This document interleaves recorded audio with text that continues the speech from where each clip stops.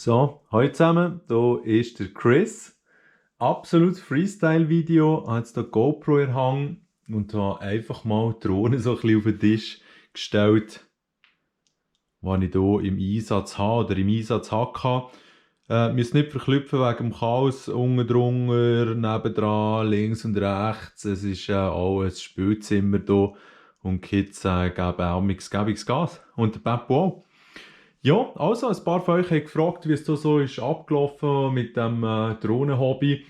Und so Ende Herbst 2018 habe ich mal einem Kollegen seine Mavic Pro ausgelehnt.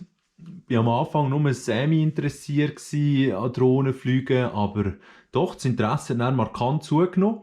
Und es ist so, dass ich das Ding auch gecrashed habe, bin irgendein Büschli geflogen. Er ist hier hinten, glaube ich, der eine Arm gebrochen. Aber erstaunlich krass, DJI-Support haben irgendwie 80 Franken gezahlt und dann haben die das gefixt. Und wir haben abgemacht, wenn ich es crashe, dann kaufen wir eine neue zum Preis, wo er mir Mavic würde verkaufen. Und so hat er dann eine neue bekommen und ich eine Drohne. Und habe in dem Sinne nicht einmal wahnsinnig drüber geschossen mit dem Zahlen. Habe hier noch einen kleinen ND-Filter drauf, dass es gegebenenfalls ein bisschen bessere Aufnahmen gibt. Und Mavic ist eine coole Drohne, sehr kompakt, krasse Aufnahmen, krasse Fotos. Und zusammen mit einem Headset, wo man es eben auch betreiben kann. Es ist nicht nur mit dem Handy oder iPad, das man als Bildschirm nutzen kann, sondern das ist dann im Dezember das erste Headset, das ich mir gekauft habe. DJI FPV Goggles Racing Edition. Und Racing ist es einfach aus dem Grund, man kann das DJI-Signal empfangen, aber auch analoges Signal von anderen Drohnen. Und darum habe ich eine, die ich ein bisschen kombinieren kann. Ist mir relativ gut reingekommen. Natürlich nicht allzu easy zum Transportieren, braucht viel Platz, hat aber einen riesen Akku, gutes Display und weil ich es eben halt mit mehreren Drohnen kann verwenden kann, absolut top Sache. Wirklich ein gutes Headset. Brauche ich gerne noch. Ja, und irgendwie ist es mir da aber auch ein bisschen eingeschränkt gewesen, das ganze Fliegen. Ich habe gedacht, vielleicht ein kleineres Modell, geht noch ein bisschen mehr ab. Haben wir einen Mavic Air noch geholt, den ich dann weiterverkauft habe. Das ist nur noch die Verpackung, die er nicht wollte. Ganz cool, vor allem wie klein, dass du sich zusammenfalten kann. Aber der Nachteil war, dass man bei Mavic Pro kann ich mit der FPV-Brille sogar im einen Modus hier das Gimbal steuern. Das heisst, meine Kopfbewegung wird dann mit einem kleinen Delay direkt hier auf das Gimbal umgesetzt, was noch cool ist. Und das ist bei Air nicht gegangen. Darum habe ich die dann weiterverkauft. Auch eben das Flugverhalten, ja, immer noch sehr eingeschränkt. Ja, und gleichzeitig habe ich auch überlegt, wie oft mal habe ich jetzt schon Ja gesagt, das bejahende Wort. Aber ich will hier nicht zu fest abschweifen. Es ist so, dass ich dann mit diesen kleinen Drohnen angefangen zu üben im Haus. Ein bisschen geschützte Umgebung, ein bisschen geschützte Props. Hier die erste No Ace No. Das war eigentlich die, die ich wirklich viel am meisten geübt habe. Hier nebenan, die ist relativ neu, die ist für Kids, dass sie auch ein bisschen können, wenn sie wollen. Hier ist ein Ersatzmodell, genau das gleiche, weil die ist langsam echt durchgebrochen. Aber man kann auch vieles in Einzelteile bestellen und wieder selber ersetzen. Ja, alles gut und herzig. Ist aber so gewesen, dass man halt drinnen sehr eingeschränkt ist geflogen, es hat keine Cam. Und das hat dann geheissen, dass man auf die nächste wird, weitergehen. Das sind die Tiny Whoops, die sogenannten. Hier haben wir eine Mobola 7. Absolute Brennerdrohne ist richtig beliebt gewesen, dann, wo sie ist rausgekommen. Fliegt mit 2S. Also man tut einfach 2 1S-Batterien in Serie schalten. Und hat schon viele Möglichkeiten geboten. Vor allem eben auch das sogenannte Acro-Fliegen.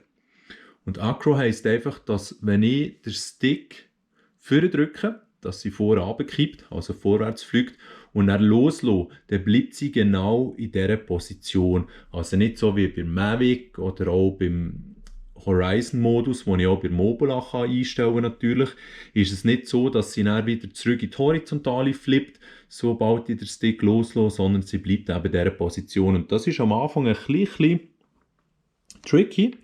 Sorry, ich wollte nicht zu fest selber Schatten machen. Aber ist am Schluss eigentlich das Ultimative zum Fliegen, weil du willst die Kontrolle, du willst, dass du genau kannst bestimmen, was abgeht und nicht irgendwelche Automatismen, so, wo sie dann wieder zurückflicken oder so.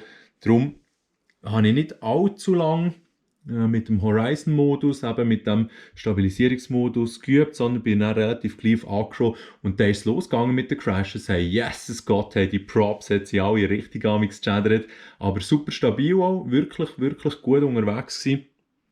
Und das Bild, das ich dann bekommen habe, ist ein Analogbild, also Qualität sehr bescheiden, aber okay zum Trainieren.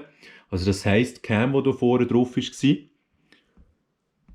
hat ein Analogsignal mit 25 mW an die Brille geschickt und hat mir das dann gezeigt. Und der Vorteil von analog, die das Gang noch feiern, sagen halt einfach, das Signal degradiert sichtbar und bei digital habe ich zwar auch Anzeigen, also ich sehe das Problem gar nicht so von den Leuten, die dort dagegen sind, aber dort ist es dann vielleicht irgendwann mal weg.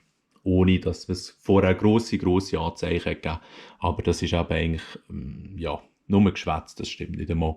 Weil ich habe dann beim DJI-System, das digital ist, ganz klar so ein Balken-Symbol, das wie beim Handy die Signalqualität zeigt. Und wenn ich von 4 nur noch einen habe, dann fliege ich wieder zurück. Also, das ist eine Trashcan, lustiger Name, lustige Drohne, sehr ähnlich mit Mobula, auch Tiny Whoop. Bin ich noch ein bisschen aggressiver geflogen, ihr seht es hier. Je grösser dass der Winkel hier vor Cam gegenüber ist, umso schneller fliegt man per Standard. Weil man will natürlich, dass man in der Brille innen eigentlich eine gute Sicht im Horizontalen hat, wenn man geradeaus fliegt.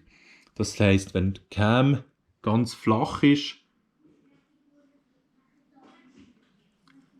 fliegt man zwar ganz langsam und gechillt, aber auch nicht wahnsinnig schnell, weil je schneller das man will, umso mehr muss man die Drohne neigen. Das heisst, wenn man dann weiss, dass man primär halt so schnell unterwegs ist, tut man vielleicht vorne die Cam ein bisschen aufrichten, damit das eigentlich die Standardgeschwindigkeit, die man wählen will, auch immer gleichzeitig dafür sorgt, dass man eben schön auf Level ist mit der Erde und nicht irgendwie in den Boden oder in den Himmel schaut. Das ist noch ein wichtiges Thema. Komme ich dann vielleicht noch schnell drauf. Dann ist es weitergegangen mit der Mobula 7 HD. Da habe ich nur noch eine Zettel, weil die ist davon geflogen. Bei den ersten paar Übungsflügen das Ding plötzlich einfach aus Kontrolle geraten und einfach davon. Habe ich dann mal der Versicherung angeben, weil wir sie schlicht nicht mehr gefunden haben.